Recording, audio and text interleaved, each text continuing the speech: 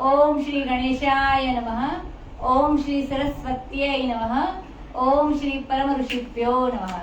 नारद भक्ति सूत्र सूत्र नंबर 5। આપણે આગળ 3 સૂત્રો જોઈ ગયા।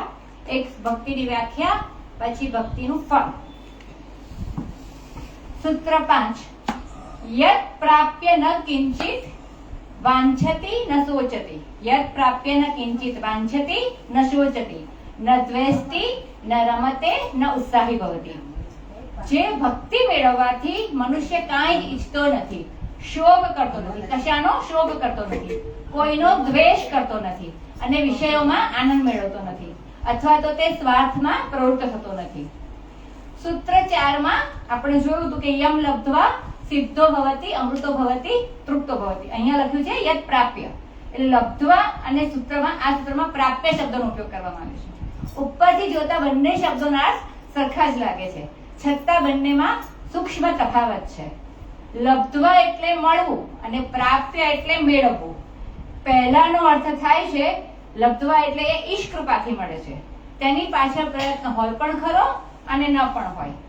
જ્યારે બીજાનો અર્થ બતાવે છે એટલે કે પ્રાપ્યનો અર્થ બતાવે છે કે તે પુરુષાર્થથી પ્રાપ્ત થાય છે। સામાન્ય રીતે બંને આવશ્યક છે। ઈશ કૃપા વિના ગમે તેટલો પુરુષાર્થ નિષ્ફળ પણ નીવડી શકે, તેમ ઈશ કૃપા પોતાના પર ઉતરશે એવો ભરોસો રાખી પુરુષાર્થ ન કરનાર મનુષ્ય એ કૃપા યોગ્ય બનતો નથી। પુરુષાર્થ વિના ઈશ કૃપા ભાગ્યે જ પ્રાપ્ત થાય છે। ન કિંચિત વાંછતિ, ભક્ત કાંઈ ઈચ્છતો નથી। ભક્તને હવે કાંઈ ઈચ્છા નથી, એની બધી જ ઈચ્છાઓ પરિપૂર્ણ થઈ ચૂકી છે। એનું હૃદય પરમ શાંતિ અને આનંદથી ભરપૂર, એનું હૃદય પરિપૂર્ણ છે। સત્તા, વૈભવ અને રાજ્ય પણ તેને આકર્ષી શકતા નથી। માનવીને ઈચ્છા શા માટે થાય છે? અપૂર્ણતા, અજ્ઞાનતા અને અવિદ્યાને કારણે। જેવા તેને ભગવાનના દર્શન થાય છે તે જ ઘડીએ તેની બધી જ ઈચ્છાઓ બળીને ખાખ થઈ જાય છે। બાળક ધ્રુવને ભગવાન હરિના દર્શન થતાની વારમાં જ જે રાજ્ય મેળવવા માટે તે તપશ્ચર્યા કરવા પ્રેરાયો હતો તે ઈચ્છા નષ્ટ થઈ ગઈ। જ્ઞાનાગ્નિની જેમ ભક્તિ પણ અગ્નિ છે, તેમાં બધી જ ભૌતિક ઈચ્છાઓ બળી જાય છે। હવે તો તેને મોક્ષની ઈચ્છા પણ રહેતી નથી। અપૂર્ણતામાંથી જ ઈચ્છા જન્મે છે। અપૂર્ણતા ત્યારે જ શક્ય બને જ્યારે તે પોતાનાથી ભિન્ન જુદું કંઈક જુએ છે। જ્યારે ભક્તને ઈશ્વર દર્શન થાય છે ત્યારે સારું એ જગત તેને ઈશ્વરમય જ જણાય છે। આથી તો ભક્ત ઈચ્છા રહિત બને છે। ન શોચતી, તે શોક કરતો નથી। ભક્તને કોઈ વ્યક્તિ અથવા તો કોઈ ચીજ પ્રત્યે આસક્તિ હોતી નથી, તે કોઈની પાસે આશા કે અપેક્ષા રાખતો નથી અને તેને કશાનો ભય પણ રહેતો નથી। આથી તેને કદી નિરાશા, નિષ્ફળતા, નુકસાન થતું નથી। આવી વ્યક્તિને શોક હોય જ ક્યાંથી? જ્યાં અજવાળું હોય ત્યાં અંધકાર સંભવી શકે ખરો? જ્યારે તે પ્રેમ અને આનંદના સાગરમાં ક્રીડા કરતો હોય, રમણ કરતો હોય, તો ત્યાં શોક રહી જ કેવી રીતે શકે? શોક તો મનનું કારણ છે, તે આસક્તિમાંથી જન્મે છે। ભક્તને મન જેવી કોઈ વસ્તુ રહેતી જ નથી, તેનું મન તો ભગવાનમાં લઈ પામી ગયું હોય છે। આથી જ ગોપીઓ ઉદ્ધવજીને કહે છે કે ઉદ્ધવ મન ન ભયે દસ વીસ, એક હુતો તો ગયો શ્યામ સંગ કો આરાધે ઈશ। ઉદ્ધવજી મન કઈ 10-20 થોડા હોય છે, એક હતું એ તો કૃષ્ણ સંગ ભગવાન સંગ જતું રહ્યું। હવે ઈશ્વરની આરાધના કેવી રીતે થઈ શકે? ન દ્વેષ્ટિ, તે કોઈનો દ્વેષ કરતો નથી। દ્વેષ રહિત અવસ્થા એ પૂર્ણ પુરુષની બીજી નિશાની છે। ભક્ત જ્યારે ઈચ્છા અને શોક રહિત બને છે ત્યારે તે સર્વમાં ભગવાનના જ દર્શન કરે છે। હવે તેનામાં દ્વેષ રહે જ ક્યાંથી? જો એ કોઈનો દ્વેષ કરે તો ઈશ્વરનો જ દ્વેષ કરવા બરાબર છે, કારણ કે જગત તો તેને મન ઈશ્વરમય જ છે। એ તો સર્વને ચાહે છે, સર્વની સેવા કરે છે અને સર્વને મદદ કરે છે। એની બધી જ પ્રવૃત્તિઓ વિશ્વ કલ્યાણ માટે હોય છે, પતિતોના ઉત્થાન માટે જ તે કાર્ય કરતો રહે છે। આ વિશ્વ તેને મન ઈશ્વર રૂપ જ છે, ઈશ્વર સ્વરૂપ જ છે અને બધા કાર્યો તેની લીલા છે। એને કોઈ ચીજ પ્રત્યે ઘૃણા રહેતી નથી। ગીતામાં કહ્યું છે વિદ્યા વિનય સંપન્ને બ્રાહ્મણે ગવિ હસ્તે શુનિ ચૈવ સ્વપાકે જ પંડિતાસ્તમદર્શિનઃ। જ્ઞાની જંતો બ્રાહ્મણ, ગાય, હાથી, કૂતરો અને ચાંડાળ સર્વેને સમભાવે જુએ છે। આવા જ્ઞાની ભક્તોની માનસિક સ્થિતિનું વર્ણન કરવું મુશ્કેલ હોય છે, એના માટે તો અનુભવ જ કરવો પડે। મીરા, ગૌરાંગ પ્રભુ, ગોસ્વામી તુલસીદાસજી, કબીર અને રામદાસ આ બધાએ આવી સ્થિતિ અનુભવી હતી। ગોસ્વામીજી કહે છે सीताराममय सब जग जानी करो प्रणाम जोरी जुग पानी।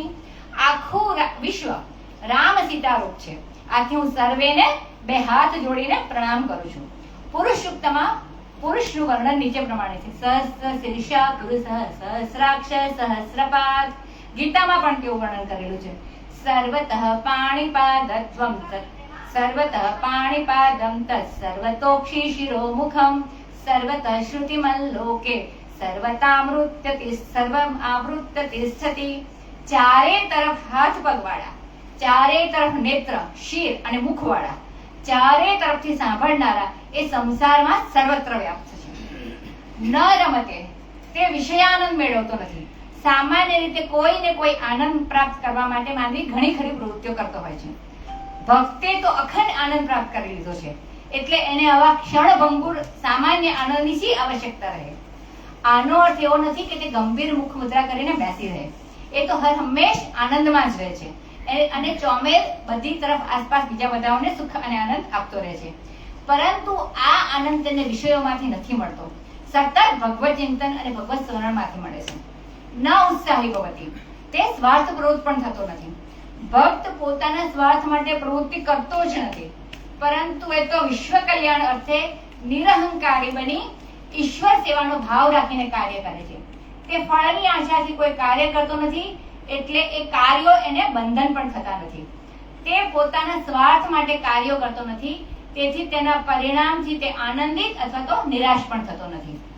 ભક્તને અમૃત સમાન આનંદ સાગર પ્રાપ્ત થઈ ગયો હોય છે, પછી ભૌતિક ઈચ્છાઓ તો તેનામાં રહે જ ક્યાંથી। ભગવત દર્શન જુદી જુદી રીતે થાય છે, કોઈ વાર સ્વપ્નમાં, કોઈ વાર સામાન્ય મનુષ્ય રૂપે, કોઈને ચતુર્ભુજ રૂપે, કોઈને વિશ્વ ચેતના રૂપે। અર્જુન તેનું વર્ણન આવી રીતે કરે છે, અનાદિમધ્યાંતમનંત વીર્ય અનંત બાહુ શશિ સૂર્ય નેત્રમ પશ્યામિ ત્વામ દીપ્તહુતાશ વક્ત્રમ સ્વતેજસા વિશ્વમિદં તપંતમ।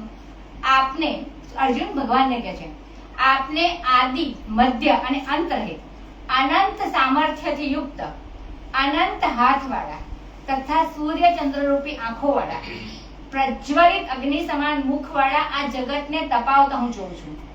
આકાશવાણી, જ્યોતિર્દર્શન વગેરે કરાવી ભગવાન પોતાના ભક્તોને પ્રોત્સાહન આપે છે, પણ આવા દર્શનથી તુષ્ટિ પામીને સાધકે પોતાની સાધના છોડવી નહીં, તેણે તો સ્વરૂપ નિષ્ઠા કેળવવી જોઈએ। જ્યાં સુધી મહાભાવ પ્રાપ્ત ન થાય ત્યાં સુધી એને સાધના ચાલુ રાખવી જોઈએ। ભગવદ ગીતામાં ભક્તનું વર્ણન કરતા ભગવાન કહે છે, યો ન દુષ્યતિ ન દ્વેષ્ટિ ન શોચતિ ન કાંક્ષતિ શુભાશુભ પરિત્યાગી ભક્તિમાન્યસ્સ મે પ્રિયઃ। જે કદી હર્ષિત થતો નથી, દ્વેષ કરતો નથી, શોક કરતો નથી, કાંઈ ઈચ્છા રાખતો નથી, શુભ અશુભ સર્વનો પરિત્યાગી છે, એવો ભક્ત મને પ્રિય છે। વિવરણ કરતા સ્વામી શિવાનંદજી કહે છે, હે માનવી, વિષય, વૈભવ, જળ, જમીન અને જોરું આ બધા ભક્તિ માર્ગમાં આવતા અંતરાયો છે, માટે આ બધાનો ત્યાગ કરી ઈશ્વરાભિમુખ બનો। ત્યાં અખંડ અને અનંત આધ્યાત્મિક ભંડાર છે, જે કોઈ લૂંટી શકતું નથી। દુનિયાવી આનંદ તો 15 આના દુઃખ સાથે મિશ્રિત છે, પરંતુ આધ્યાત્મિક આનંદ તો 100% શુદ્ધ આનંદ છે। હરિ ઓમ।